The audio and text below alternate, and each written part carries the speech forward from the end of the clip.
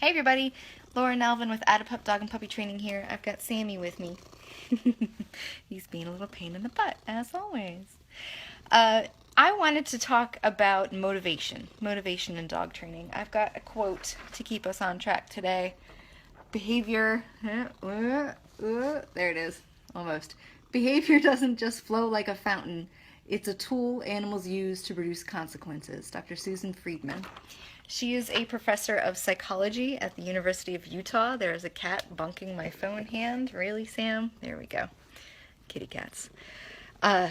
So the behavior he's using right now is climbing on me, bonking my hand, and the consequence he's getting out of it is head scratches and ear massages. It's a tool he's using to produce consequences. All animals do things because it works. Dogs do what works for dogs. Cats do what works for cats. Unfortunately, humans do what works for humans. Cockroaches do what works for cockroaches. Narwhals do what works for narwhals. Behavior is a tool animals use to produce consequences. So if your dog is performing behavior, whether you like it or you don't really like it that much, they're doing it because it works. It works somehow. Let's say jumping up. They're jumping up because it gets them attention. It's a great way to get their yayas out. If they're super excited, jumping all over the place makes sense. It's simply what dogs do. When you're excited, it doesn't make sense to put your butt on the ground. It makes sense to jump around and get excited.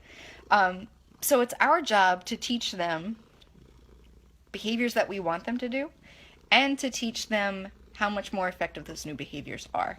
So given the opportunity, when given the situation of someone's at the door and I'm excited, the dog is going to do whatever makes the most sense to get what they want. The dog is going to do whatever works for them.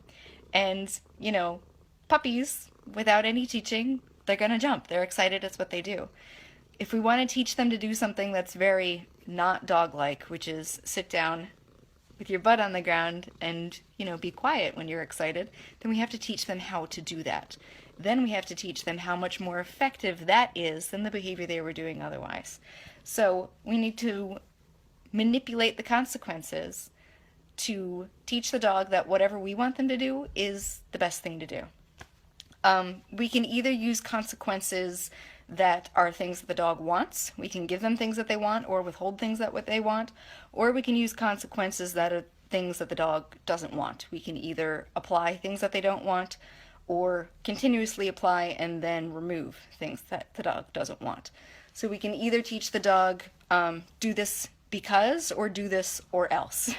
When we teach an animal with the do this because, it's faster, it's more effective, it's more humane, and we don't have to use the do things or else. If you teach an animal to do things or else, they will only ever do the bare minimum required to keep themselves safe, essentially. So keep that in mind. If you want to hear more about this, it's essentially applied behavior analysis. If you want to hear more about this, sign up for Dogs Will Be Dogs, March 31st. It's a free seminar, Friday at 7 on the 31st, like I said.